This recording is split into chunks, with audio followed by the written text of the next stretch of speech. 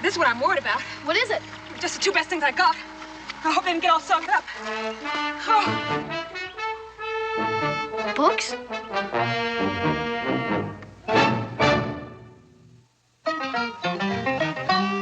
Daniel Boone was a man, yes, a big man. With an eye like an eagle and as tall as a mountain was he. Daniel Boone was a man, yes, a big man. He was brave, he was fearless, and as tough as a mighty oak tree. From the coonskin cap on the top of old and to the heel of his rawhide shoe, the rippin'est, roaring'est, fighting'est man the frontier ever knew. Daniel Boone was a man, yes, a big man, and he fought for America to make all Americans free. Daniel Boone.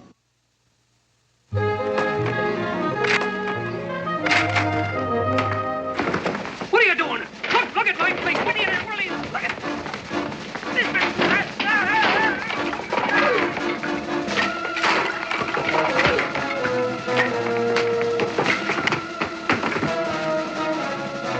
Hey, what's going on here?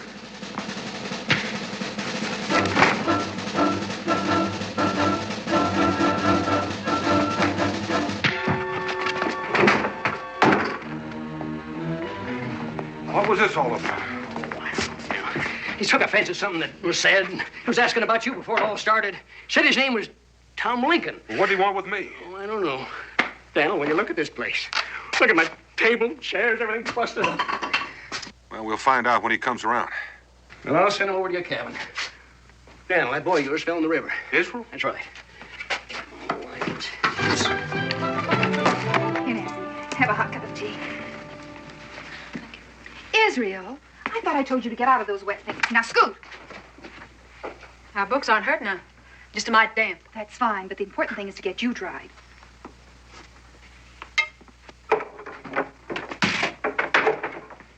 Is Israel all right? Yes, Paul. He was catching turtles and he fell in the river. And this young woman fished him out. Oh, no, I fell in and he pulled me out. I want a baby boy just like him. He's got more grit than a sandbar. I went under and he ottered in and swum out to save me.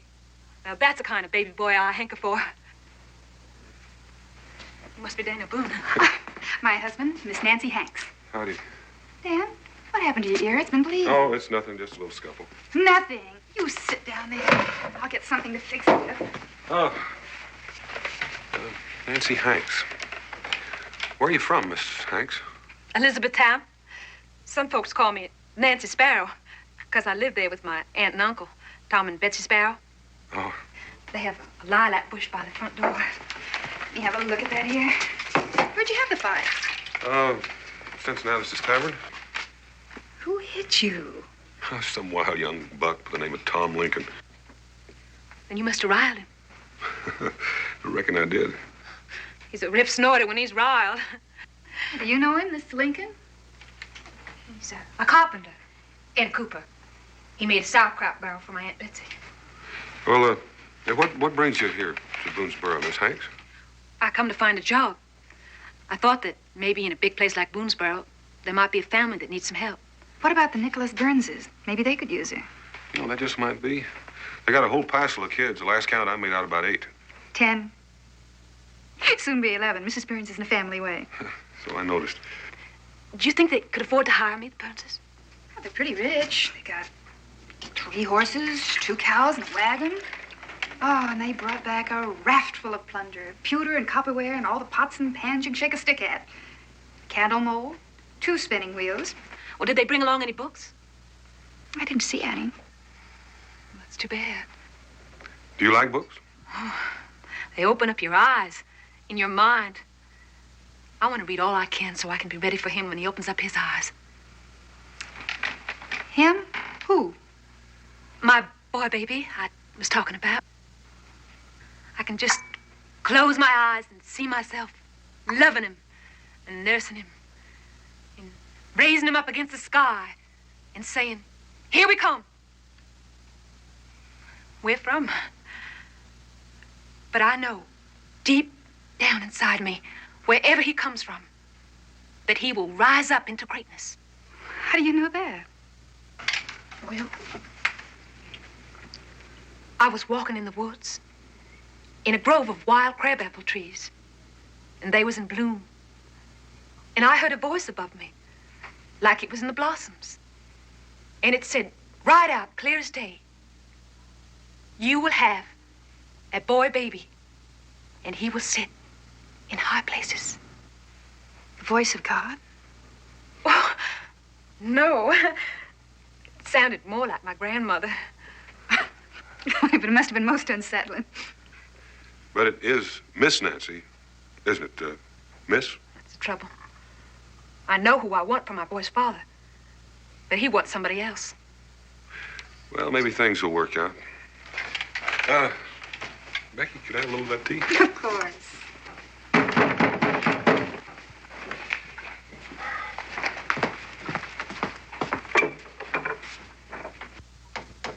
Listen, we've got women in here. I don't want any trouble. I didn't come for no trouble. My name's Tom Lincoln. Are you any kin to Mordecai Lincoln? That's my brother. I knew your father, Captain Lincoln, before he was killed by the Indians. That's the only reason I'm here. Come on in. This is my wife, Rebecca, Mr. Lincoln. Miss Boone. Mr. Lincoln.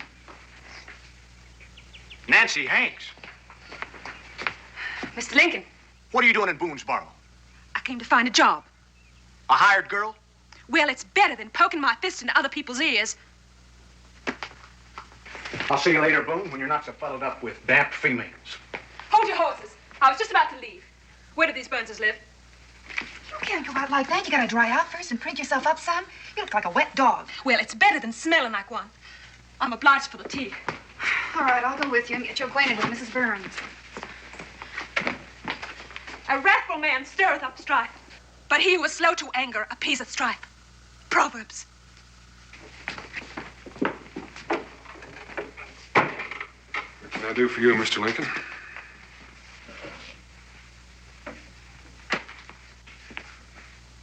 You believe in slavery? No, I don't, do you? Slavery's against God's law. And we're both on the same side. But did you come over here to discuss slavery? Well, no. I come for some advice. What about? Well, I've had a job lately hewing out timbers for a new sawmill Denton Gahegan's building down on Squirrel Creek. A couple of days ago, he bought 2 slaves and put them to helping me. It must have been the 2 that came through here the other day with that fat slave trader. That's them. Well, what did you do? I quit. If I work alongside of slaves, it'd be the same as saying I believed in slavery, wouldn't it? Could be taken that way. It sure could. But now here's the rub. Now Gahegan won't pay me for the 3 months' work I already put in. So what should I do? Why are you asking me? Who should I ask? You're the head man here, ain't you? This place is named after you, ain't it? I reckon it is. Well, so there ain't nobody else to ask. Well, I reckon your only way out is to sue. Well, now, how do I do that? Well, you know the man down at the tavern, Cincinnatus? Yeah. Well, he's the justice of the peace. Go see him. And that's the best you've got to offer? That's it. Unless he sues you back for busting up his furniture. I've already agreed to mend his furniture, and when I'm through, it'll be better than what he had in the first place. And that's more than I can say for Kentucky. Now, what's wrong with Kentucky? Look at the mess it's in. A man can't collect what's owed him. If it's an honest debt, he'll collect it. You bet I will. Thanks for nothing. Hey, wait a minute. What do you mean honest debt? You casting doubts on my honesty? I said the court will decide it. Well, I'm casting doubts on yours. Now, you just wait just a minute. That wasn't no honest punch that flattened me out. What was it? It was a lucky punch.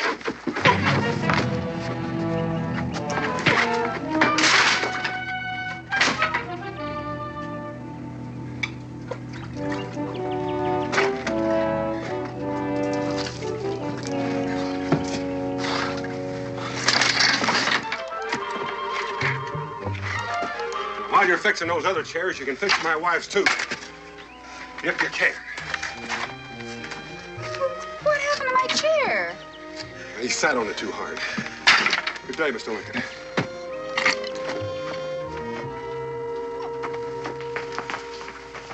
What was that about? Take a look at my ear. Not again. Oh, I'm sorry for Nancy's sake. What's Nancy got to do with this? Tom Lincoln is the one Nancy wants for the father of her boy baby. Coming here to Boonesboro for a job was just an excuse to follow him. Well, did she get the job? Yes, they were glad to get her. Now, just a minute. Did she say she followed him here? Oh, of course not. But didn't you see the way her eyes lit up when you first mentioned his name? No. And didn't you see how she defended him when she said you must have riled him? Yeah, I heard that. And did you see how she tied into him for fighting? Yeah, I heard that too, but I still got whomped in the ear. You men can be so thick-headed about some things. They're in love. I'll bet a stack of feathers on it. Well, I'll wager that no baby boy of Tom Lincoln's will ever amount to much. Here, give me that.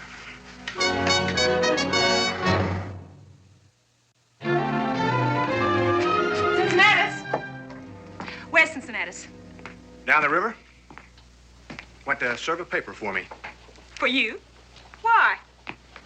I'm bringing a suit against Denton Gahegan. Worked for him for 3 months, and I won't pay him. Well, who's mine in the store? I am. I'd like a pound of sugar on the Burns account and a half a pound of black pepper. I'll weigh them out.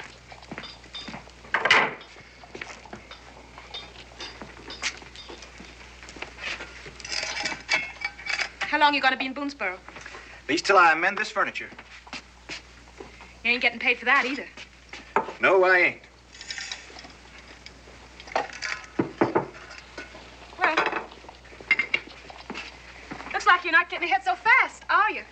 I've been spoke to by Ezra Bean. He wants me to make him up some white oak barrels. He's starting a whiskey distillery. Then you'll be staying on a spell? Maybe. And maybe not. Some fellow spoke to me, and he wants me to go buffalo hunting with him out on the prairies. Buffalo? Prairies? How do you like your job? Fine.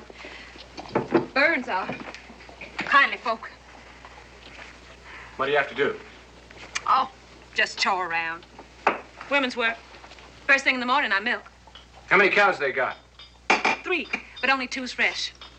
And then I get the babies up and make breakfast. Pancakes? Sometimes. Can you flip them? Of course I can flip them. How high? High enough to turn them around.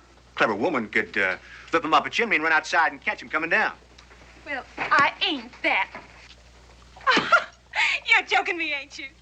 Fixing to get mad, wasn't you? God bless you. This is black pepper.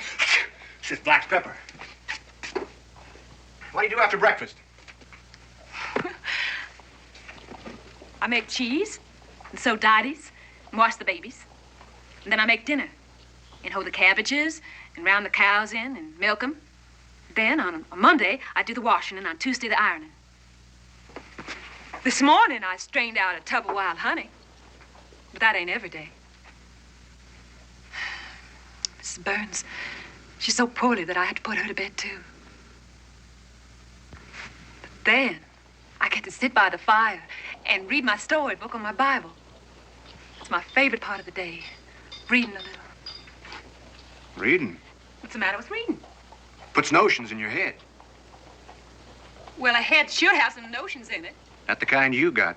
Well, what kind should it have, like yours? If your head had some notions in it instead of all that wrath, you wouldn't be working here for nothing.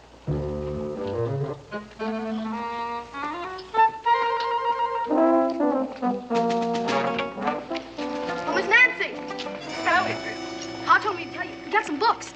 Well, that's wonderful. What books? I don't know, but one of them's a fable book. Aesop's Fables? Yeah. Did you read it?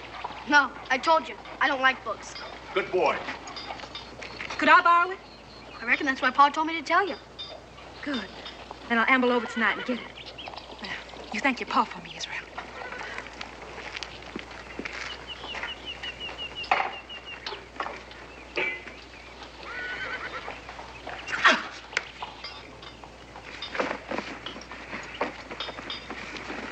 Still at it, Mr. Lincoln? Well, when I get going, I'm too lazy to stop. I see you were socializing with Nancy Hanks. That's nice.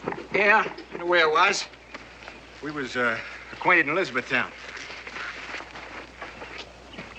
She must get quite lonesome here. You never get lonesome when you're working, and she's busy as a horse's tail in fly time. You know, she'll make somebody a fine wife. Why are you doing this, Mrs. Boone? Doing what? Trying to make a marriage twixt Nancy Hanks and me? Ain't that what you're up to? Yes, I am. I like Nancy Hanks. And I think she's gone on you. And I like you, and I think you're gone over her, too, whether you know it or not. If something's keeping you two apart, I don't see why I shouldn't try to find out what it is and bring you together. Mind you, I'm drawn to her, huh? Even sparked her some. Took her to a Baptist camp meeting once. But then I drew back. Why? I could put a reason on it. Did she say why she came here? To look for work. It ain't that. It was to follow me. Do you think that? Well, what else can I think? Besides, she's upset. I want a different kind of woman. Got my eyes on one, too. As soon as I'm shut of these jobs here, I'm gonna do something about her. Who is the lucky girl? You know Christopher Bush in Elizabethtown, the German fellow with all the sons? No.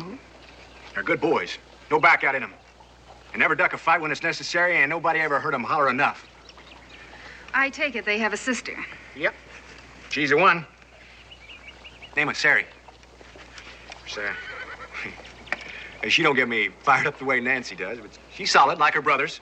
Solid? Do you love her? I could if I took her to wife. That's no way to start. You have to... Well, I just hope you're making the right decision. What? Oh. Excuse me, Mrs. Boone. Cincinnati's is back. Hello. Hey. You served the soup paper on Dan Gahegan? Yes, I done it. Had to dog him all the way to Elizabethtown to do it, but it served. Now I got one to serve you. Dan Gahegan is countersuing you back. On what grounds? He says the timbers you hewed out for him wasn't cut true and square. That's a lie. Well, if it is, it'll come out in the trial. Well, Becky, how you been? Fine. Things been pretty quiet. Well, he sure wasn't quiet in Elizabethtown. How was that? They had a big wedding. I tell you, there's more victuals than you ever seen in your life. I mean, oh, pies and cakes. Who got married? Well, Daniel Johnson, the new jailer over there, and you ought to see him pour that liquor on. There was corn whiskey here, there was West Indy rum, dandelion wine, and oh, I tell you, that was a big wedding. And if I got myself a big head. Excuse me, Becky. Who'd the jailer marry? Huh? The bride. Who was the bride? Oh, she's a big, strapping, yellow-haired gal by the name of Sari Bush it was, you know. I gotta get in the tavern. If I can get my head through the door.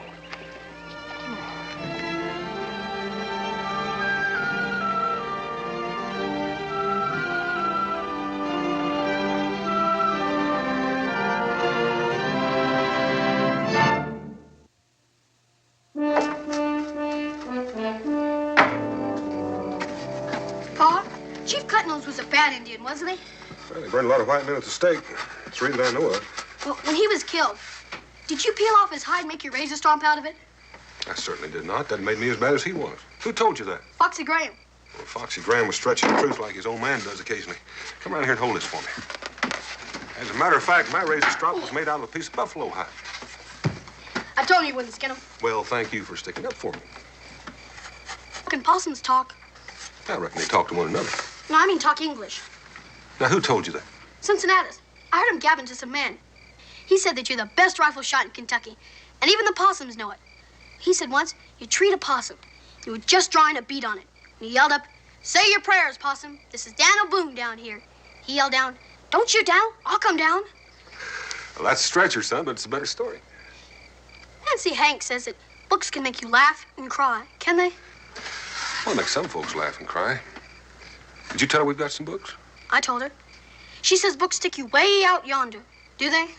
Well, the good ones do. Never took me way out yonder. Maybe I should try another one.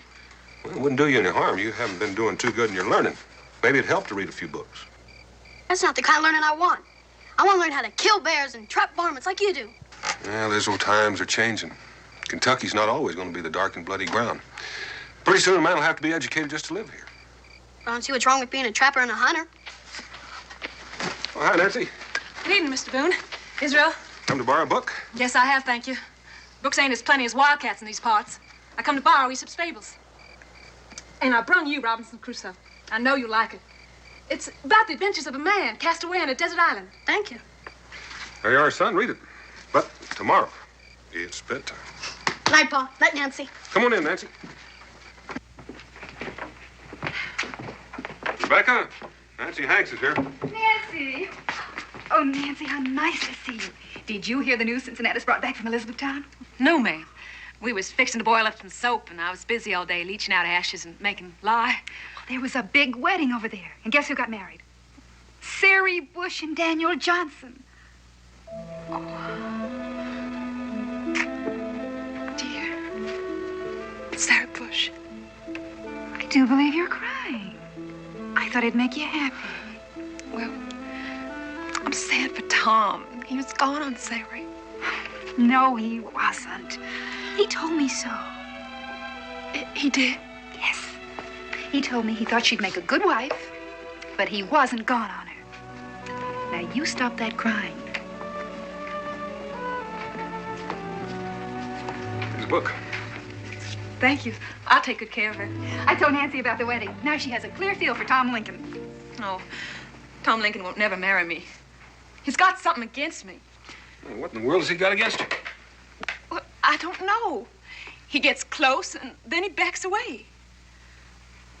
What do you think it is? Well, I don't know either, Nancy, unless... Well, maybe he doesn't like the idea of your following him over here. May think it's a little too forward. Who says I followed him over here? Is that what he told you? Well, he sort of mentioned it. And you think that that's why Tom is so standoffish? Because he thinks that I'm too forward? Well, if he does, it's a mighty silly reason. Come in. Daniel? Tom Lincoln here's got a favor he'd like to ask of you. He wants you to go down to Squirrel Creek and inspect some timbers that he hewed out for Dengahegan. Why? Well, so you can testify in a suit and a countersuit that them logs are cut true and honest. You want me to testify after the mess I got Kentucky in? That's the only reason I'm here. It's the least you can do. You've got a lot of brass. Now, Dan, don't go getting ringy. Just lay him down. If justice is going to be done, I've got to hear testimony from somebody I can trust, and I figured it might just as well be you. Thank you, Cincinnatus. The only reason I might do it is because I liked his father. Well, much obliged. Wait a minute. Which of you gentlemen is going to escort Miss Hanks home through the dark to the Burnses? Well, I'll be happy to take her. I rather thought you'd stay here and tell us more of the news of Elizabethtown.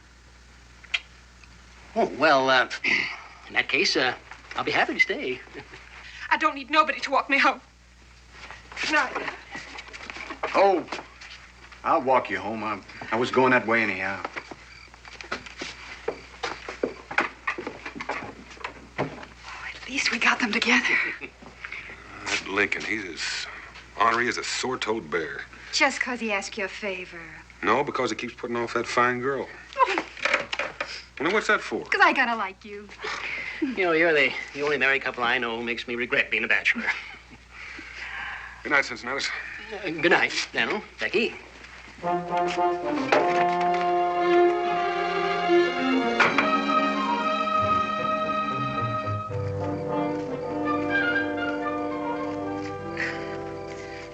Well, I'm obliged for your company. Wasn't nothing. Tom Tom, you're as solemn as a papoose tonight. Not one of your stories. I want to say something. Nancy, my head ain't full of wrath. I get mad sometimes, sure. But I only fight when I get insulted. My man's got to fight then, or you'd be yellow as a harvest moon if he didn't. Can't you get it through your head? I'll try, Tom. All right, then. Well, good night. Wait. I want to say something, too. I'm sorry about Sari Bush getting married to that new fella. Oh, I'll get over it. Now we'd have to go through all that sparking.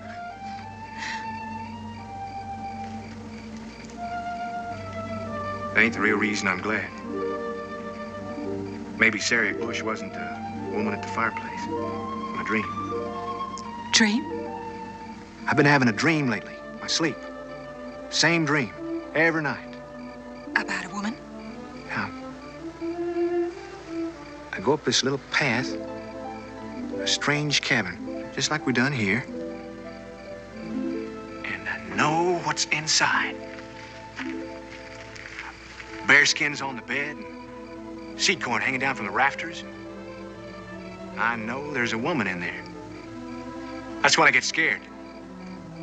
But I force myself to push open the door and look in. There she is. Sitting at the fireplace. Doing what? I don't know. That's what haunts me. Her back is always facing me.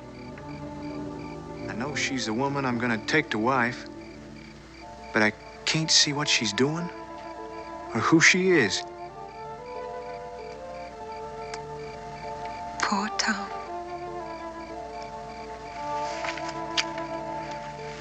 You have to go in right away? Yes. Good night.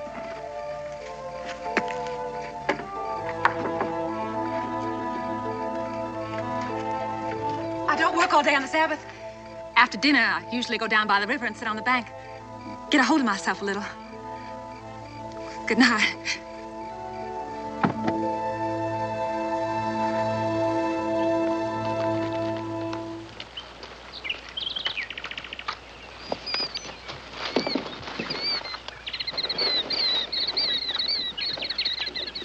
All right, and now remember, some of them are big and some small, but they all got my initials, TL cutting one in, and they're all cut square, straight, and true. So you told me. That'd be 48 of them, and look out for some Gahegan might have had cut after I left. Now, that'll be enough instructions, Tom. I got something for you. About what? About Nancy Hanks. Suppose she did come here looking for a job. Does that mean she was following you? And what if she did? There's no reason to back off from a girl. And who are you to judge, anyhow? That's my business and not yours. All I'm trying to say is, don't be so pumpkin-headed about it. If you're so strung out about being honest, why don't you be honest with yourself for a change? Well, that does it. Well, cool off, Tom.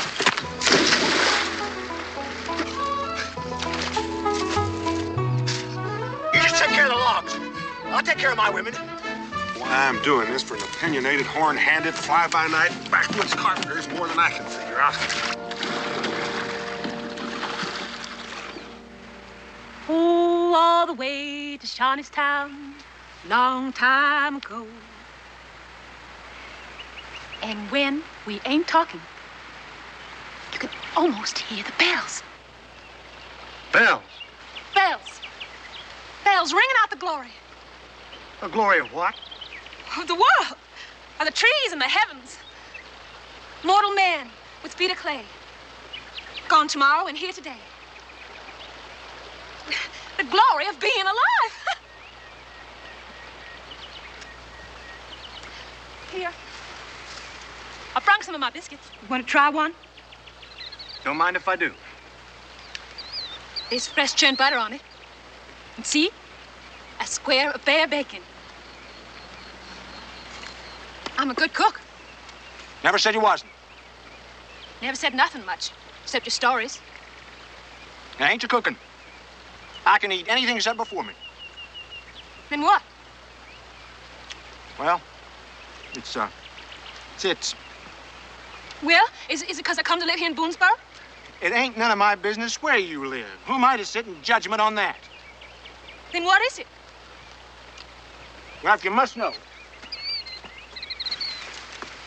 it's your giddy goose-cap ways. Just brain wild and notional. Your head's full of dreams and legends and strange stories and philosophies you get God knows where. Well, you have dreams. I have one dream, and it ain't like yours. And I don't hear bells on the riverbank or voices in the woods and reading books all the time. What kind of a woman is that to take to wife?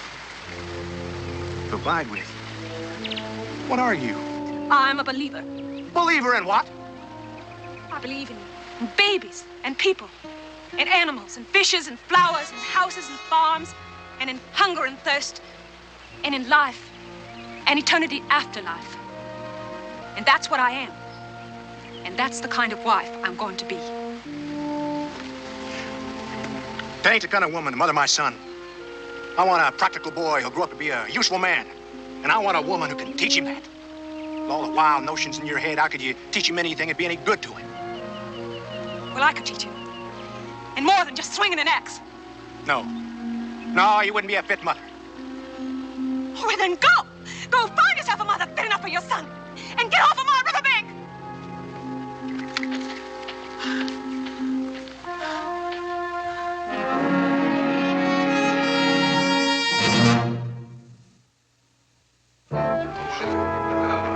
I might have known I couldn't get a fair trial here at Boonesboro. It's robbery, that's what it was, robbery. And them's the ones that did it to me. Oh, you're all in cahoots, the whole bunch of you. And you call yourself a judge, do you? Well, the curse of Michael Feeney be on you. And you big busybody, you're the one that did it to me. You framed me. You're all in cahoots, the whole bunch of you. Cincinnatus, do you hear a fly buzzing? A fly buzzing? Well, I don't have to stand here and take your insults too, Mr. Boone. Fine bunch. Here's your hat, Mr. Gahagan. Let's be on our way, Mr. Gahagan. I'm obliged for your help, Miss Boone. Just told the truth. I'll get on your porch chair right away, Miss Boone. And I'll get back to the tavern. Israel! I need some firewood. Israel, you hadn't had your nose out of that book since the trial. Just a minute, Ma. This minute, firewood. Yes, ma'am.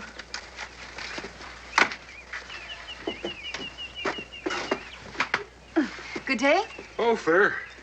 Israel finished his storybook? Well, he was about to when his cruel mother made him do his chores. Mr. Lincoln. Here's your porch chair. Where would you like it? Put it right there and come on in.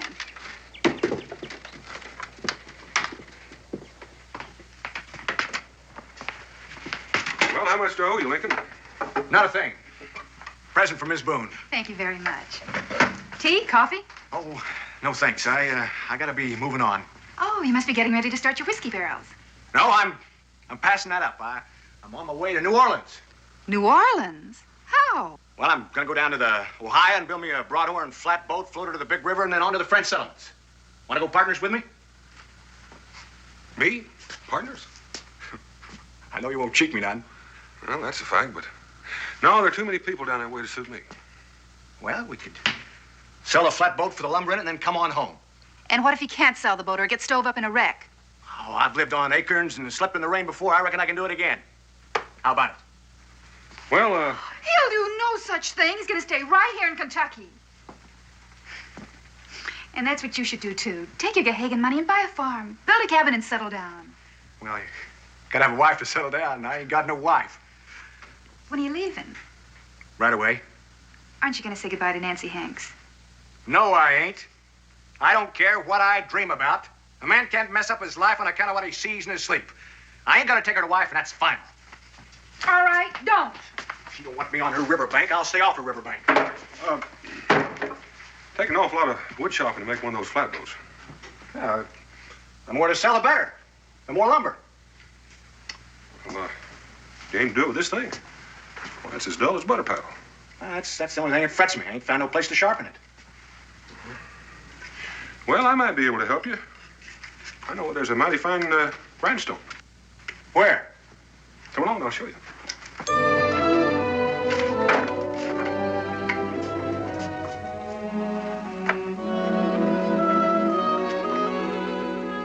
Hey, wait a minute. What are you doing, playing tricks on me? This is where Nancy Hanks works. The grindstone's out and back. Come on, she won't see you.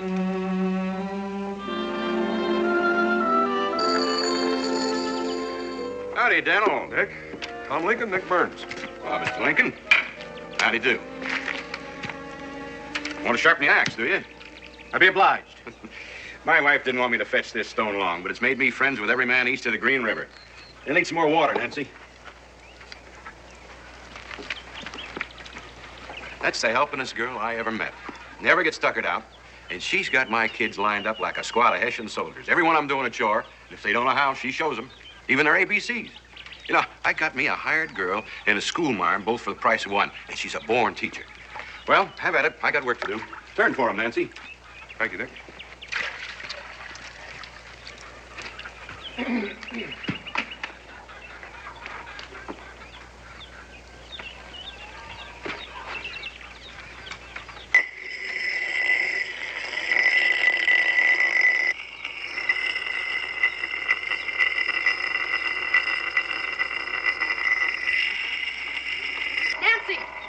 I finished it. I read all the way through it. And I didn't get any spots on it, neither. Washed my hands every time before I touched it. Well, it belongs to treat a book like that. But did you like it? Oh, yes. Wasn't he good? He lived on that island for 24 years, all by himself. Who? Robinson Crusoe. And when he saw the footprints in the sand, crime and Antley, wasn't that a dinger? Always gets me in the throat, that part. Did me, too. Well, who made the footprints? A savage, like a Shawnee, only darker. The cannibals were about to eat him. Robinson Crusoe saved him. It was on a Friday, so Robinson named him My Man Friday. A slave? No. But wasn't Robinson handy with his tools? I mean, the way he made his house and built his fort. Tools? That's in the book? It is. And wasn't old Robinson a good man? Praying to God and cleaving to the promises in the Bible, keeping his faith. Doing all the good he could, even when he was taming his goats. What else have you got, Nancy? What other books? Just my Bible. I didn't think you liked books. You changed me. I never knew they had so much good stuff in them. Well, then I'll give you back your fable book. It's got lots of good stuff in it. Only you'll have to think some to get it out. Could you do that? I can try. If you try, then you'll do it. Maybe there is something to getting some learning. Pa always says times are changing, and a man has to get educated to get along in Kentucky. Your pa is right. Looks like you've taught him a valuable lesson, Nancy. I'm much obliged to you. She could do that for your boy. She could do it for her own. Couldn't she? Well, I don't know why not. Maybe even better as a mother. Yes.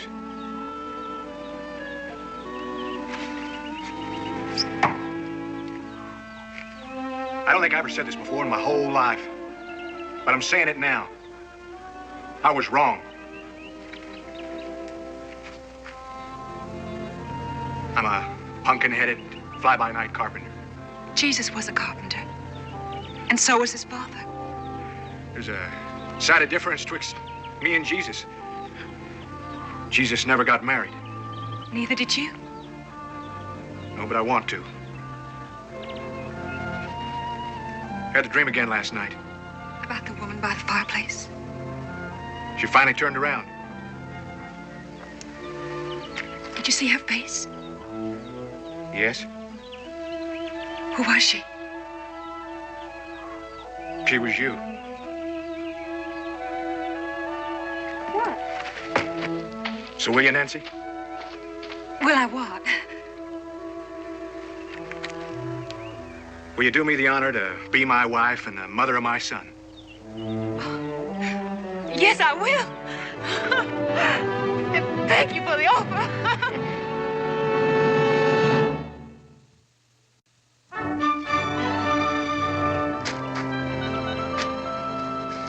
For a confirmed bachelor, you seem mighty anxious to get the knot tied.